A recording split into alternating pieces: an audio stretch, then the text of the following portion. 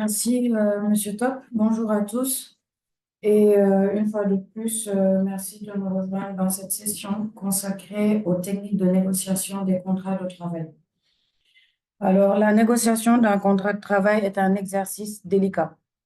Il est délicat dans la mesure où elle devient incontournable pour garantir un bon départ dans le milieu professionnel, surtout pour les nouveaux diplômés ou les jeunes entrants dans le monde professionnel. Cette phase est primordiale car elle constitue un point de départ pour une carrière prometteuse ou, à l'inverse, une source de frustration prolongée si elle est mal maîtrisée. D'où l'importance d'aborder le sujet pour les jeunes étudiants en phase de finir leur parcours et embrasser le monde professionnel.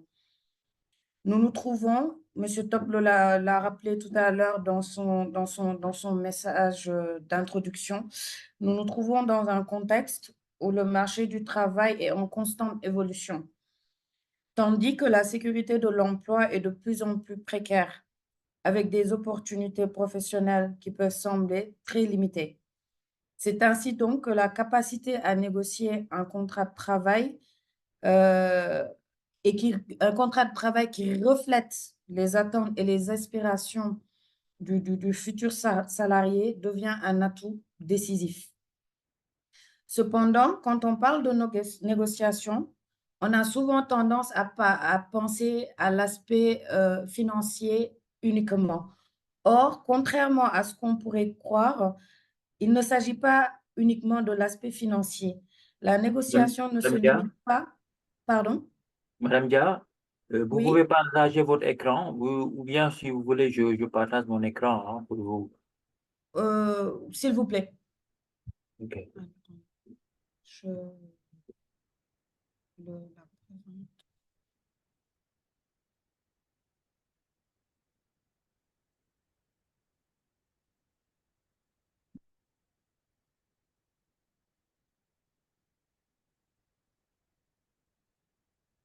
C'est bon? Juste Est-ce que vous voyez mon écran? un moment. Euh,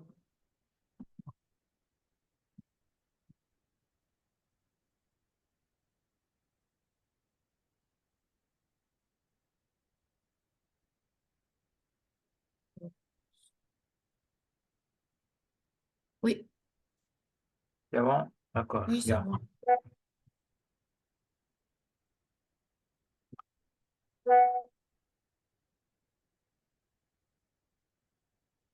Alors, j'en suis au niveau de l'introduction. Je disais donc que contrairement à ce que l'on pourrait croire, la négociation d'un contrat ne se limite pas seulement à la seule question du salaire. Elle s'étend à un ensemble de paramètres essentiels comme les conditions de travail, les avantages sociaux et les perspectives de carrière qui peuvent faire la différence entre une carrière épanouissante et une situation professionnelle insatisfaisante.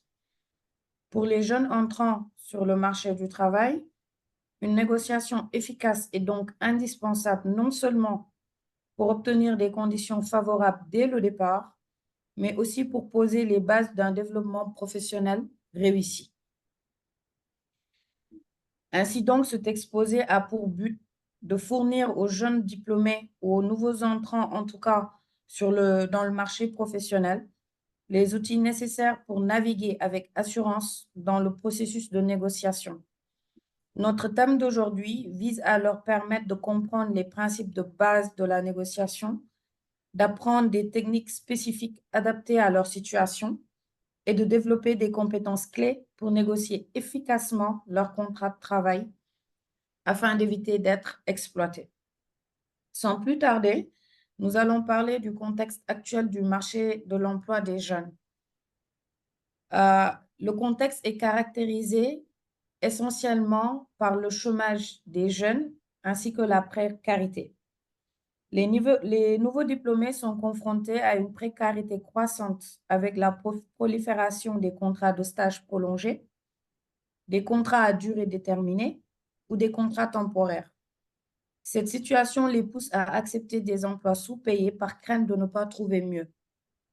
Savoir négocier devient donc un atout incontournable dans les perspectives de reconversion en CDI, des contrats qui ne leur garantissent pas une sécurité à long terme.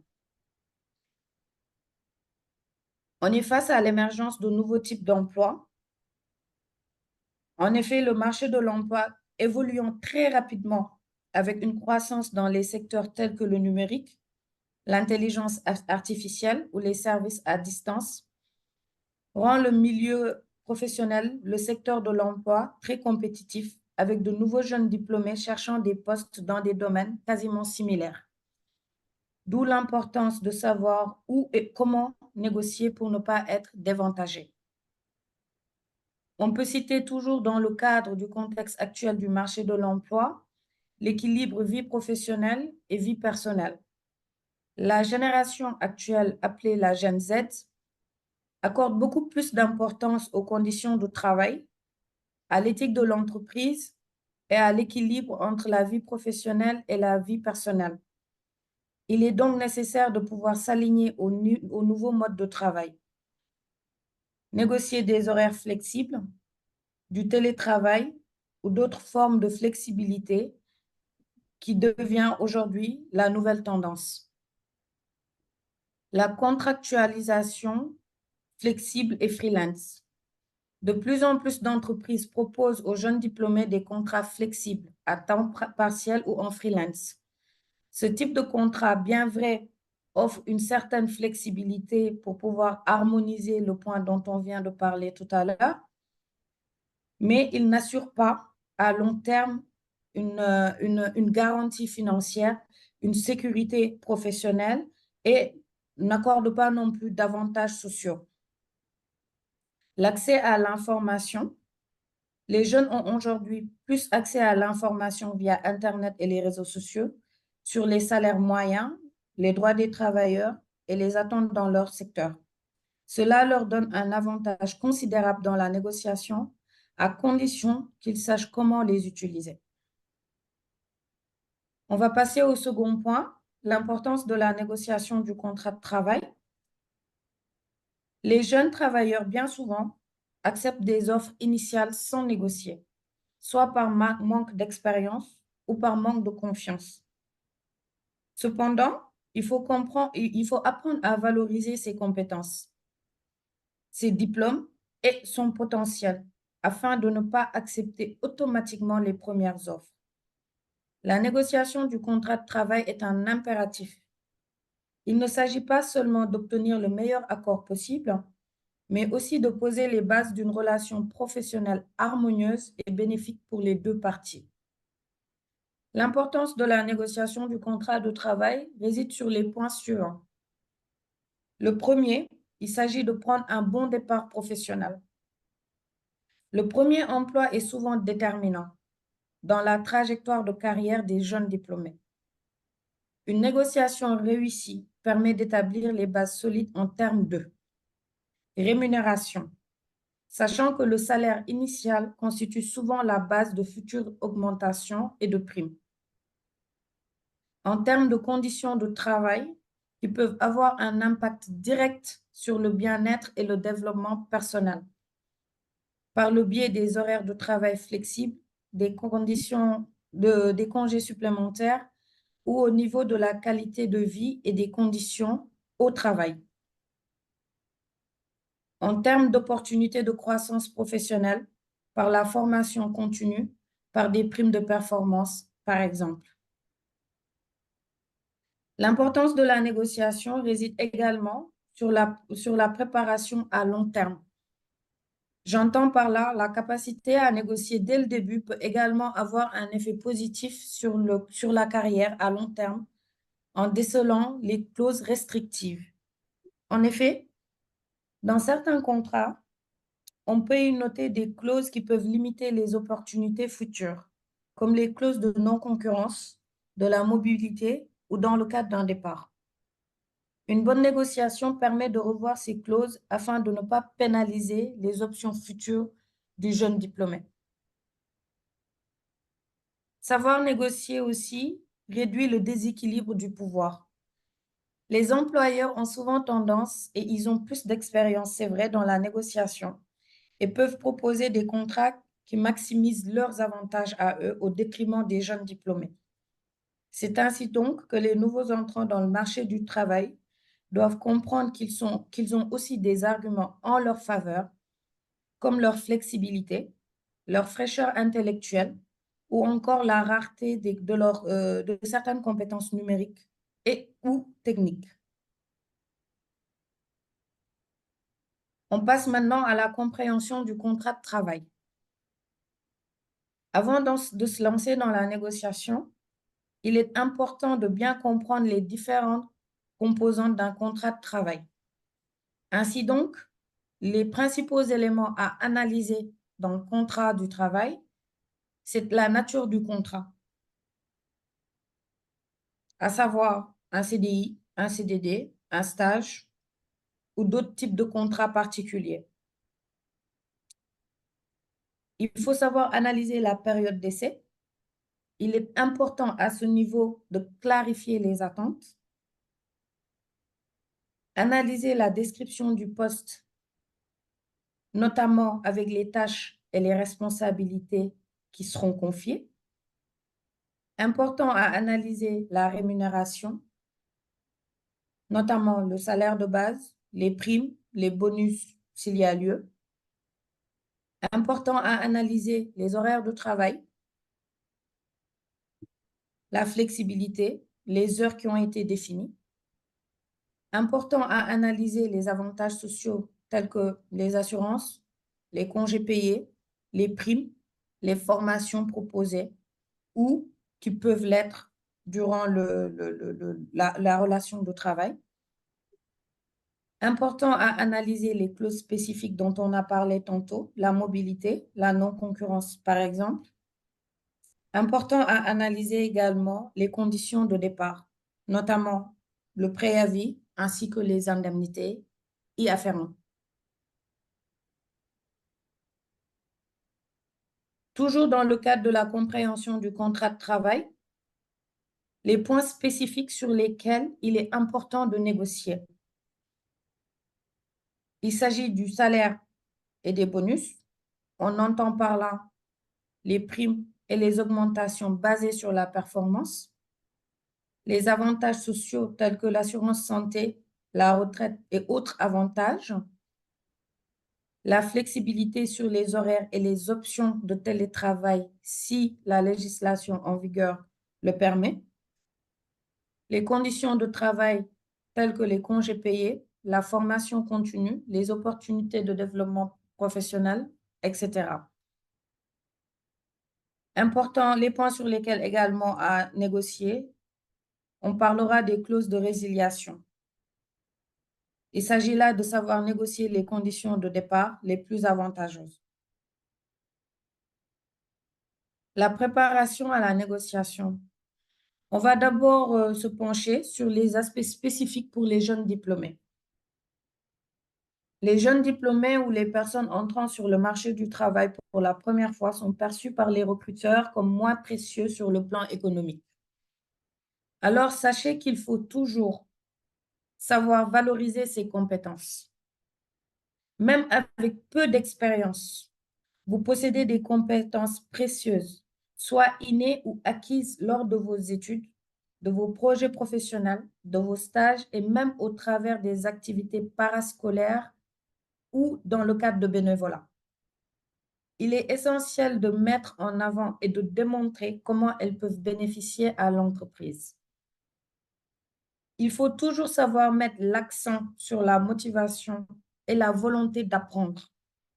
Montrez que vous êtes motivé et prêt à apprendre. Les employeurs sont souvent prêts à investir sur des jeunes prometteurs qui démontrent une forte volonté d'évolution et d'engagement. Il faut savoir proposer une période d'essai. Si vous êtes inquiet au sujet de votre manque d'expérience, proposez une période d'essai à l'employeur. Cela lui permettra de vérifier vos compétences et vous donne la possibilité de prouver votre valeur. Alors, comment négocier quand on n'a pas ou peu d'expérience? Il faut savoir qu'il y a un moment de préparation qui est obligatoire avant toute négociation. Il est essentiel de se préparer en faisant des recherches sur le marché du travail, sur les salaires moyens pour ce poste et les attentes des employeurs. Il y a des sites web dédiés à cet effet qui pourront vous permettre d'obtenir des informations précises.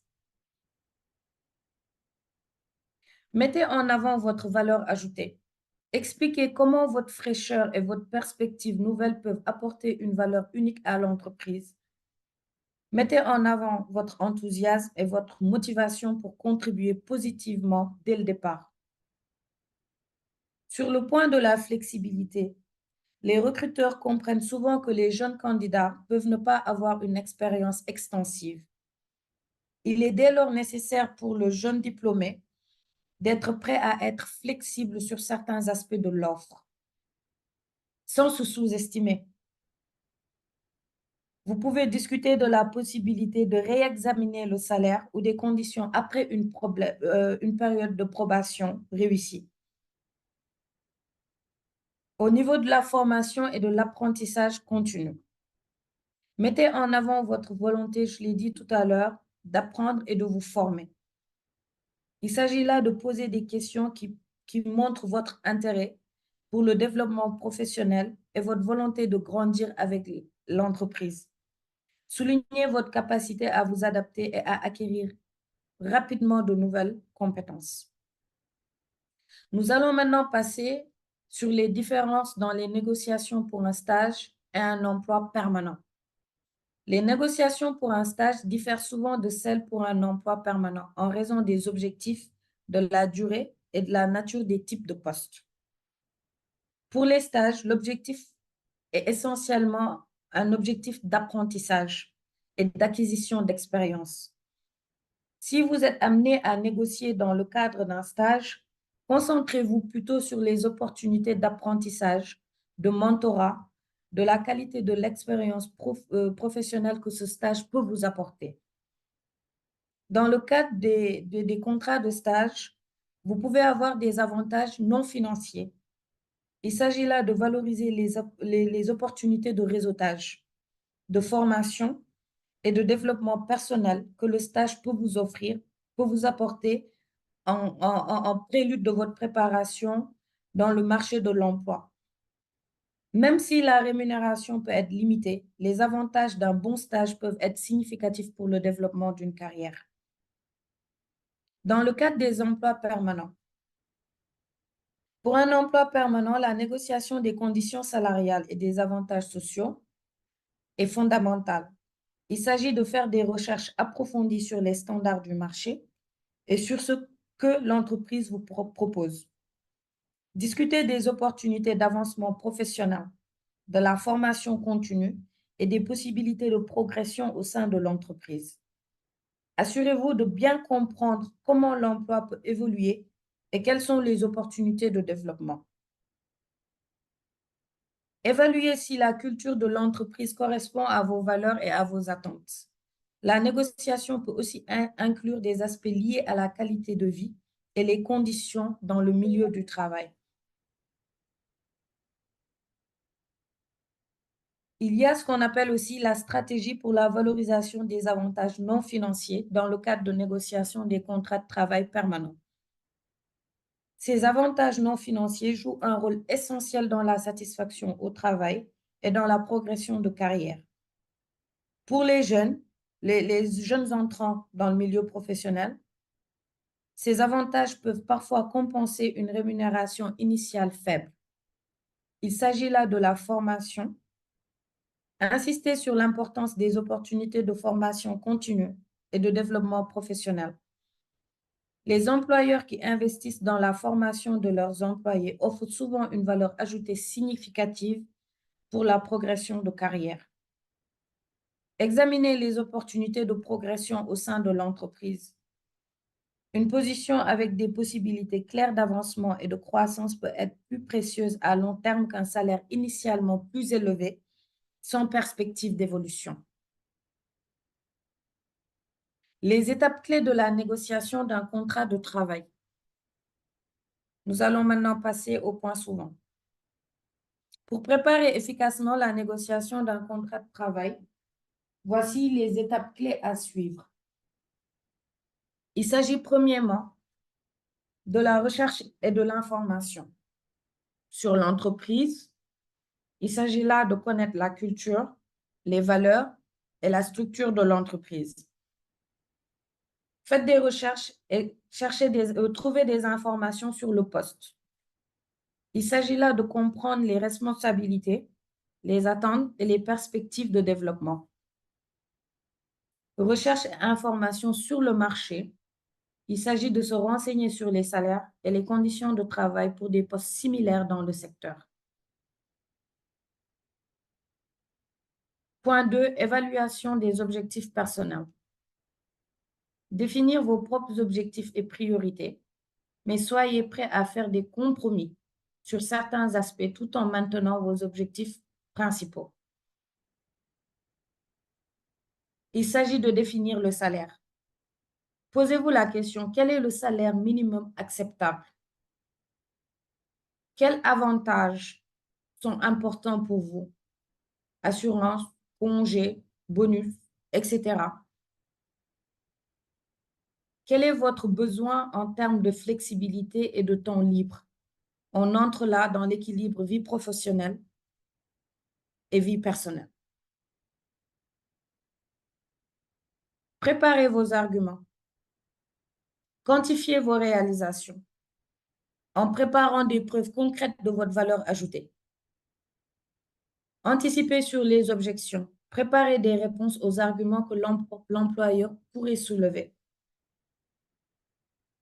Voici là trois principales étapes clés dans le cadre de la négociation du contrat de travail.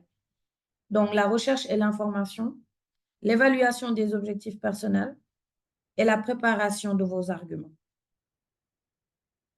Nous allons maintenant passer au cœur même de la thématique de ce matin, les techniques de négociation du contrat de travail. La négociation d'un contrat de travail est un moment clé pour tout candidat, en particulier pour les jeunes diplômés ou les personnes avec peu d'expérience professionnelle. Il s'agit d'une opportunité de s'assurer que les conditions du contrat reflètent à la fois les besoins du candidat et ceux de l'employeur. Toutefois, voici une recommandation ultime à intégrer dès le départ.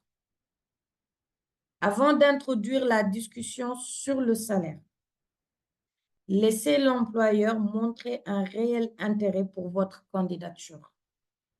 Car en effet, il faut savoir qu'aborder le sujet du salaire ou des avantages, il faut savoir quand aborder. Il faut savoir quand aborder cet aspect. Demander trop tôt pourrait nuire à vos chances en donnant l'impression que vous êtes trop axé sur l'aspect financier. Dès le départ, concentrez-vous sur vos compétences, sur vos qualifications et les attentes du poste pour montrer comment vous pouvez ajouter de la valeur à l'entreprise. Une fois que cet intérêt sera confirmé, vous serez dans une meilleure position pour justifier votre demande salariale. Les différentes techniques de négociation suivantes qui vont être évoquées peuvent être utilisées pour garantir une entente favorable tout en conservant une relation professionnelle positive. Il s'agit premièrement d'avoir l'art du compromis ou le principe de concession mutuelle. Il est important de montrer une capacité à collaborer tout en gardant à l'esprit vos propres intérêts. Le compromis est une technique efficace, surtout lorsque la marge de manœuvre sur le salaire est limitée. Par exemple, si l'employeur ne peut pas répondre à votre demande salariale, vous pouvez proposer des avantages alternatifs, tels que des jours de congés supplémentaires, des options de télétravail ou des formations professionnelles. Il faut savoir rester flexible, mais assurez-vous que les compromis faits sont en accord avec vos objectifs propres et essentiels. La deuxième technique, c'est la technique du BATNA. On va là parler de deux techniques qui sont des méthodes structurées, BATNA et ancrage. Qu'est-ce que le BATNA? Le BATNA est un sigle en anglais, Best Alternative to a Negotiated Agreement, ou la meilleure alternative à un accord négocié. Il s'agit d'un élément clé pour toute négociation, car cela revient à définir ce que vous ferez si la négociation venait à échouer. En d'autres termes, avant de commencer les discussions, identifiez clairement votre plan B.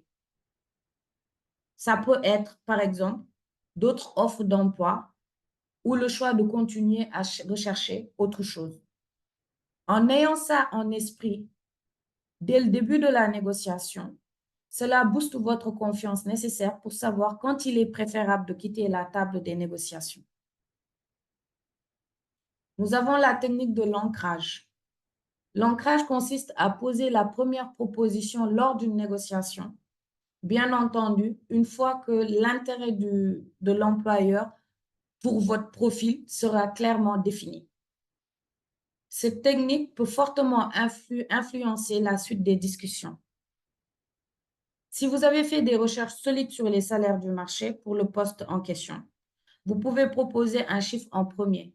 Sinon, laissez l'employeur faire l'offre initialement et ajustez-vous en fonction de celle-ci. La négociation progressive ou la stratégie du win-win. Dans ce point, nous avons deux types de négociations. Nous avons la négociation en échelon. Il s'agit là, plutôt que de faire toutes vos demandes en une seule fois, il s'agit de faire une approche progressive en décomposant vos demandes et en les ajustant à chaque étape, ce qui permet d'obtenir des concessions petit à petit tout en maintenant un dialogue productif. La deuxième stratégie dans le cadre de cette négociation progressive s'agit de la stratégie gagnant-gagnant, win-win. Il s'agit de la meilleure approche à long terme où les deux parties se sentent satisfaites du résultat final. Ici, il s'agit d'identifier les intérêts communs avec l'employeur, par exemple la croissance de l'entreprise ou la stabilité à long terme, et montrer comment vos compétences et votre contribution peuvent soutenir ces objectifs. Nous passons maintenant aux techniques d'interaction, les questions ouvertes ou la technique du silence. La question de la technique des questions ouvertes. Ici, il s'agit d'utiliser des questions ouvertes qui vous permettent de recueillir plus d'informations sur les attentes de l'employeur et de mieux comprendre ses besoins. Posez des questions du type « Quels sont vos objectifs à long terme pour ce poste ?» Ou alors « Quels sont les aspects les plus importants de ce rôle pour l'entreprise ?» Ces questions ouvrent de nouvelles perspectives dans le cadre de la négociation. La technique du silence. Le silence est une arme puissante, mais très sous-estimée dans le cadre de la négociation. Après avoir fait une demande, laissez l'employeur répondre en premier. Le silence peut créer une pression subtile qui incite l'autre partie à proposer des conditions plus avantageuses.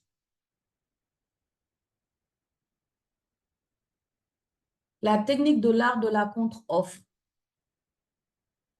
Il s'agit là de négocier activement en faisant des contre-offres pour améliorer les conditions globales du contrat. Ne jamais accepter la première offre sans proposer une contre-offre.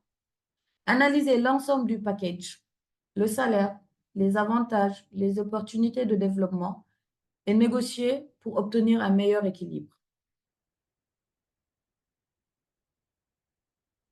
Nous allons passer au niveau des erreurs, au point relatif aux erreurs à ne pas commettre dans le cadre de la négociation du contrat de travail. Lors de la négociation, chaque détail compte. Savoir éviter certaines erreurs communes peut faire la différence entre un contrat satisfaisant et une opportunité manquée. Les erreurs à ne pas commettre pour maximiser vos chances d'obtenir des conditions plus avantageuses sont le manque de préparation, qui est une erreur stratégique.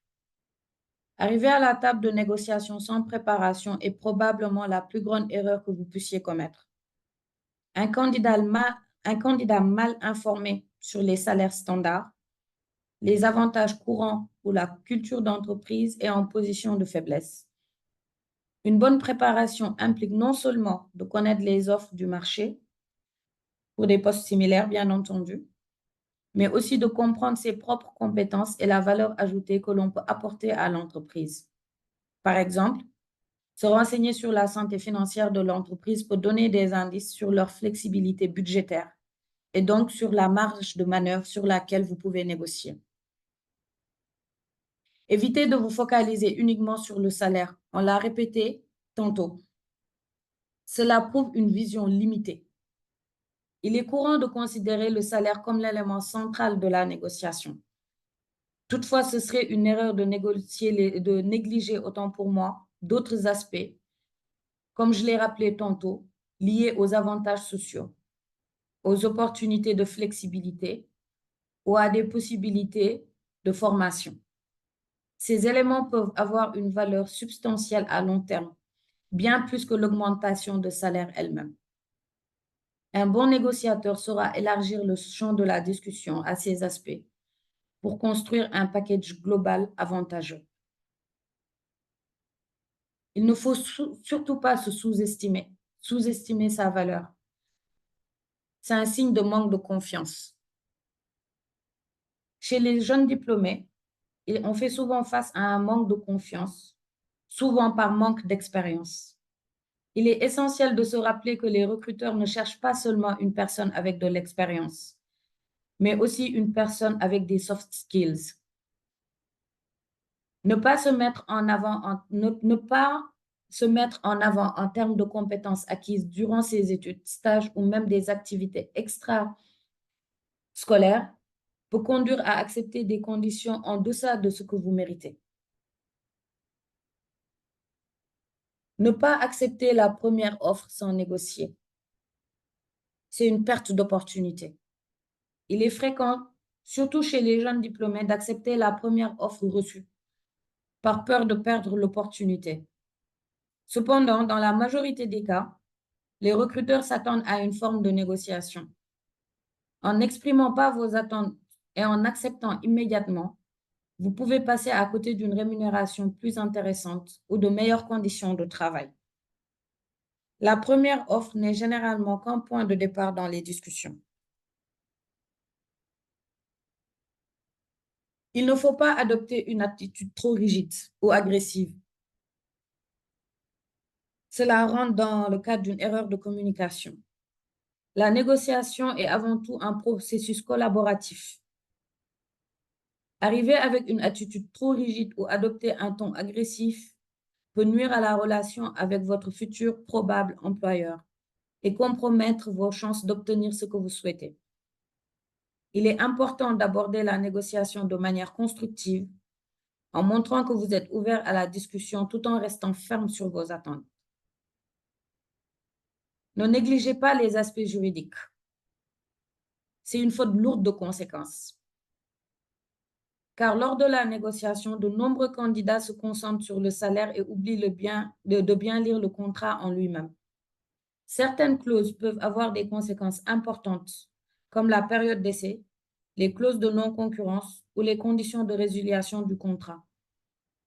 Ignorer ces aspects peut vous placer dans une position inconfortable une fois en poste. Il est donc nécessaire de comprendre chaque terme avant de signer et de ne pas hésiter à demander des clarifications au besoin. Évitez de surévaluer vos attentes. C'est un manque de réalisme.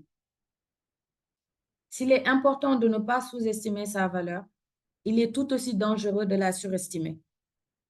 Demander un salaire ou des conditions très au-dessus des standards du marché sans raison peut diminuer votre crédibilité auprès des recruteurs. Il faut être capable de justifier ces demandes avec des faits et des arguments solides, tout en restant réaliste et flexible. Évitez de montrer un désespoir ou une précipitation excessive. C'est un signe de faiblesse. Un candidat qui se montre trop pressé de conclure un accord ou qui donne l'impression d'être prêt à accepter n'importe quelle offre perd du pouvoir de négociation. Il est essentiel de rester serein et de ne pas montrer que l'on est désespéré, même si le besoin de décrocher un emploi est pressant et pesant. La patience et la confiance sont perçus comme des signes de professionnalisme et d'assurance. Au terme de cette étude, la négociation d'un contrat de travail constitue donc un élément déterminant pour définir les contours de votre future carrière. Pour les jeunes diplômés, cette étape est fondamentale, non seulement pour obtenir une rémunération juste, mais aussi pour garantir des conditions de travail favorables à leur développement professionnel et personnel. Dans un marché de travail en perpétuelle évolution, où la précarité et la flexibilité sont devenues des réalités courantes, la capacité à négocier de manière informée et stratégique peut faire toute la différence. Il est donc impératif de se préparer soigneusement, de valoriser ses compétences et de comprendre les différents aspects du contrat, y compris les avantages non financiers qui peuvent être un plus pour votre satisfaction professionnelle à long terme. La négociation d'un contrat de travail est un exercice de juste équilibre. Éviter les erreurs les plus courantes vous permettra de maximiser vos chances d'obtenir un contrat adapté à vos besoins et à votre profil. Gardez en tête qu'une négociation réussie repose sur la préparation, sur la confiance en soi et la capacité à rester flexible tout en défendant vos intérêts. En adoptant ces quelques techniques de négociation, vous pouvez non seulement atteindre vos objectifs, mais aussi bâtir une relation professionnelle solide et respectueuse. Les stratégies évoquées vous permettent de naviguer avec assurance dans le processus complexe, d'éviter des pièges courants et de tirer parti des opportunités offertes. En somme, soyez audacieux, informés et flexibles. La négociation d'un contrat de travail est une chance de construire les bases de votre future carrière. En abordant cette étape avec préparation et confiance, vous vous donnez les moyens de transformer chaque opportunité en une véritable réussite professionnelle. Merci pour votre attention.